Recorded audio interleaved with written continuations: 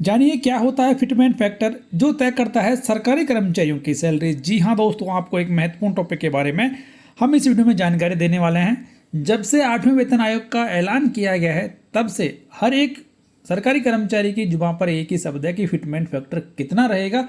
तो आपको ये बताया जाएगा इस वीडियो में कि फिटमेंट फैक्टर ऐसा क्या होता है जिसका कि इंतजार सभी कर्मचारियों और पेंशन भोगियों को होता है। तो बने रहें इस वीडियो के लास्ट तक।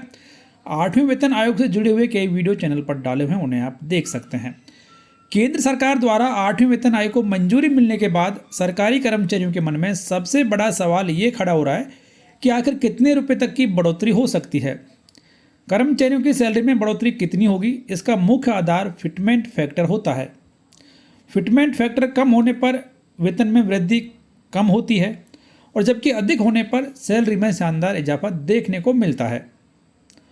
तो फिटमेंट फैक्टर वो फैक्टर है जो कि ये निश्चित करता है कि सरकारी कर्मचारियों की सैलरी और पेंशन कितनी बढ़ने वाली है नए वेतन आयोग के तहत। तो आइए एक बार फिटमेंट फैक्टर के बारे में ही जान लेते हैं। जानकारी आपको पसंद आए तो वीडियो को लाइक करना ना भूलें।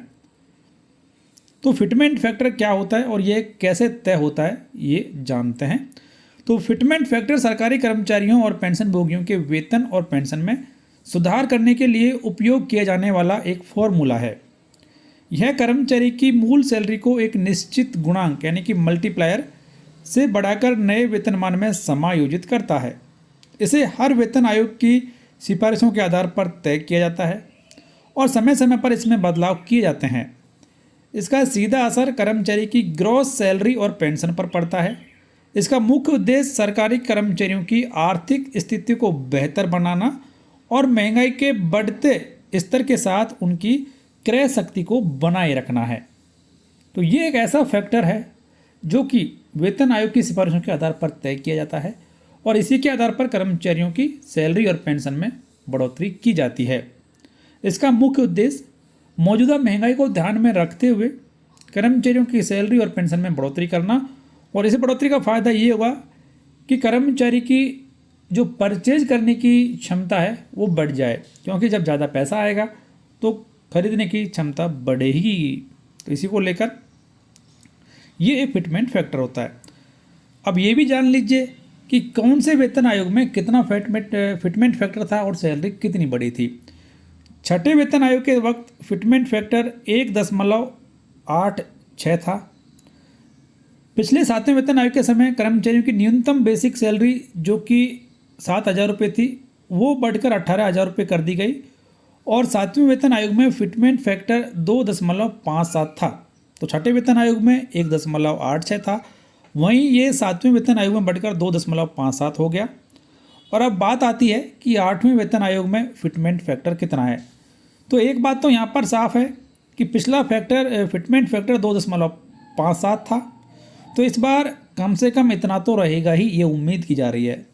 लेकिन समझा ये भी जा रहा है कि इस बार नए आयोग के लगने पर यह फैक्टर बढ़ भी सकता है और घट भी सकता है। बताया जा रहा है कि फिटमेंट फैक्टर 2.57 की बजाय 2.86 भी हो सकता है। हालांकि कर्मचारी संगठनों की ये मांग है कि फिटमेंट फैक्टर को 2.57 से बढ़ाकर 3.68 किया जाए, हालांकि जिसकी संभावना काफ़ी कम है। आपके हिसाब से फिटमेंट फैक्टर कितना हो सकता है या फिर कितना होना चाहिए, कमेंट बॉक्स में लिखकर जरूर बताएं। यदि केंद्र सरकार कर्मचारियों की मांग के अनुसार ही फिटमेंट फैक्टर को 2.86 तय कर देती है या फिर उसको मान लेती है तो कर्मचारियों की न्यूनतम सैलरी 18,000 रुपये से बढ़कर 51,480 रुपये हो जाएगी। हालांकि इसकी संभावना काफ़ी कम है क्योंकि मौजूदा फॉर्मूले के अनुसार फिटमेंट फैक्टर 2.28 हो सकता है। कर्मचारियों की मांग काफ़ी ज़्यादा है, इसे सरकार नहीं मानेगी, लेकिन जो मौजूदा फॉर्मूला यानी कि जो फॉर्मूला 7th पे कमीशन में अपनाया गया था उसके आधार पर फिटमेंट फैक्टर 2.28 हो सकता है। लेकिन यदि सरकार इसको 2.86 कर देती है तो कर्मचारियों की सैलरी 51,480 रुपये हो जाएगी। पेंशन भी 9,000 रुपये से बढ़कर 25,740 रुपये हो जाएगी। और यदि सरकार इसको 2.28 अडॉप्ट करती है तो सैलरी लगभग 41,000 रुपये हो जाएगी। सरकार फिटमेंट फैक्टर कितना भी अडॉप्ट करे, कर्मचारियों की सैलरी अच्छी खासी बढ़ने वाली है। तो अब आपको ये पता चल गया होगा कि फिटमेंट फैक्टर क्या होता है, कैसे ये कर्मचारियों की सैलरी और पेंशन को प्रभावित करता है। तो फिलहाल इस वीडियो में इतना ही। वीडियो को लाइक कर दें, शेयर कर दें आपके दोस्तों के साथ, चैनल सब्सक्राइब कर बेल आइकन प्रेस कर लें और नोटिफिकेशन ऑन कर दें, जिससे हर एक लेटेस्ट अपडेट आप सबसे पहले देख पाएंगे।